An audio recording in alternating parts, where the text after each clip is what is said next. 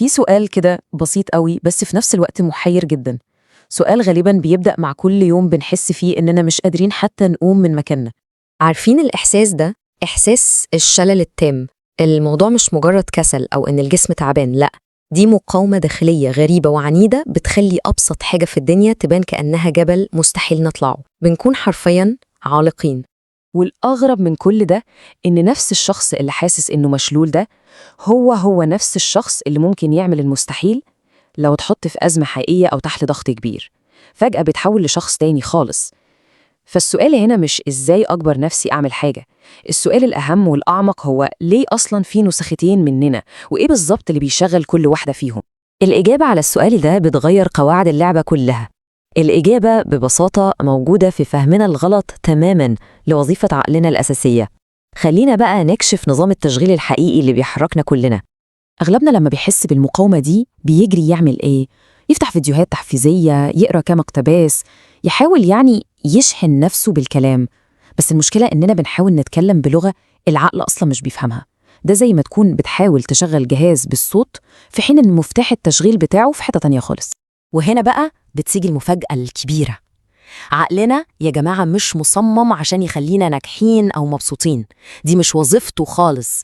عقلنا هو عبارة عن آلة بقاء، survival machine، عمرها ملايين السنين وهدفها واحد بس واضح ومباشر: تبقين عايشين بأقل مجهود ممكن وبأقل نسبة مخاطرة. المنطق بتاعه بدائي وبسيط جدا. أي حاجة فيها خطر أو محتاجة طاقة كبيرة أو نتيجتها مش مضمونة ومش هتيجي فوراً، العقل بيصنفها على طول كتهديد ومهمته إنه يوقفك فوراً. هو ده السبب إنه بيقاوم أي هدف كبير أو طموح محتاج شغل وصبر. هو في الحقيقة بيحاول يحميك بس بطريقته الغلط. طيب لو الكلام مش نافع، إيه اللي ينفع؟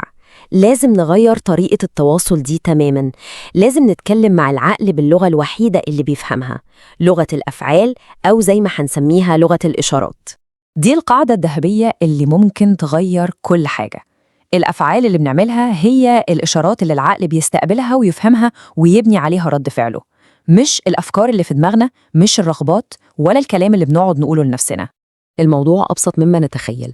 لما بنفكر في مهمة كبيرة، إحنا كده بنبعت إشارة اسمها مجهود طويل وصعب، فالعقل بيرد فوراً بإهرب.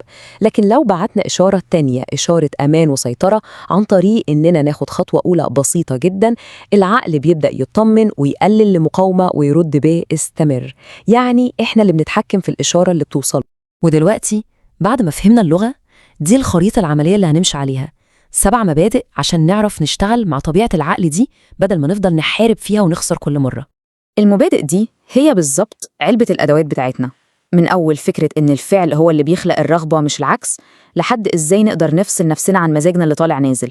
كلها استراتيجيات عملية عشان نعرف نبعت الإشارات الصح للعقل ونخليه يشتغل معانا في نفس الفريق. أكبر كذبة بنضحك بيها على نفسنا هي أنا بس مستني أحس بالرغبة عشان أبدأ. الحقيقة إن الرغبة دي عمرها ما بتيجي في الأول. الرغبة هي المكافأة اللي العقل بيديها لنا بعد ما نبدأ. لازم نتحرك الأول، نبعت إشارة أنا بدأت أهو، الموضوع تحت السيطرة، وساعتها العقل بيبدأ يفرز الكيماويات اللي بتدينا إحساس التحفيز عشان نكمل. إشارة صغيرة الأول والشعور بيجي بعد. ودي نقطة مهمة جدا. لازم نفرق كويس قوي بين أنا وبين مشاعري ومزاجي. المزاج ده عامل زي راكب قاعد جنبك في العربية، ساعات يكون مبسوط وبيغني وساعات يكون متضايق وعمال يشتكي، بس في كل الأحوال مش هو اللي سايق. انت اللي ماسك الدركسيون، وانت اللي بتقرر العربية دي هتروح فين بغض النظر عن حالة الراكب اللي جنبك. عقل البقاء بيكره المهام الضخمة. لما بنقول لنفسنا لازم أخلص التقرير ده كله، هو بيترجمها لساعات طويلة من المجهود والخطر.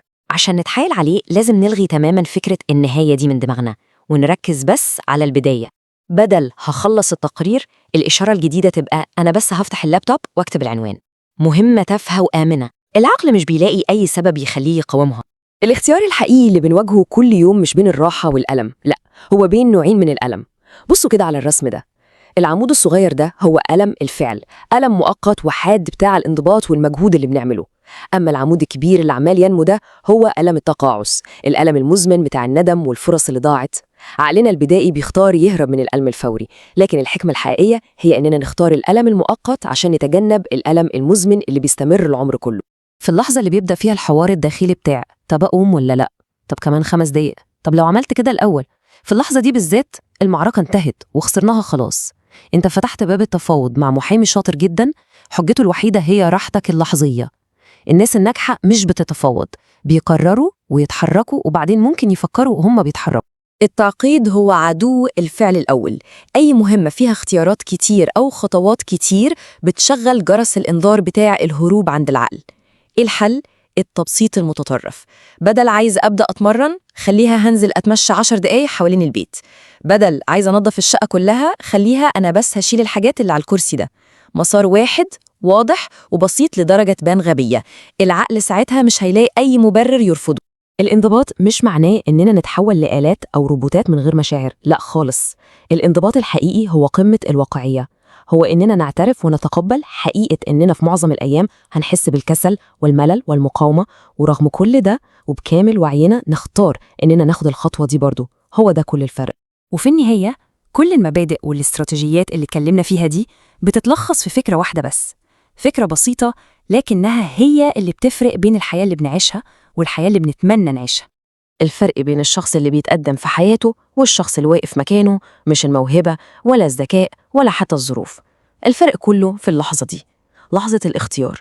واحد بيتحرك عشان يخلق الشعور والتاني بيستنى الشعور عشان يتحرك، والإحساس ده عمره ما هيجي لوحده، لازم إحنا اللي نخلقه بنفسنا. بعد كل اللي قلناه ده، السؤال دلوقتي مش نظري خالص، السؤال عملي وموجه لكل واحد فينا في اللحظة دي. إيه هي الإشارة الواحدة البسيطة السخيفة في بساطتها اللي ممكن نبعتها لعقلنا دلوقتي، مش بكرة ولا كمان ساعة؟ إيه هي أول خطوة ممكن نكسر بيها دايرة المقاومة دي حالاً؟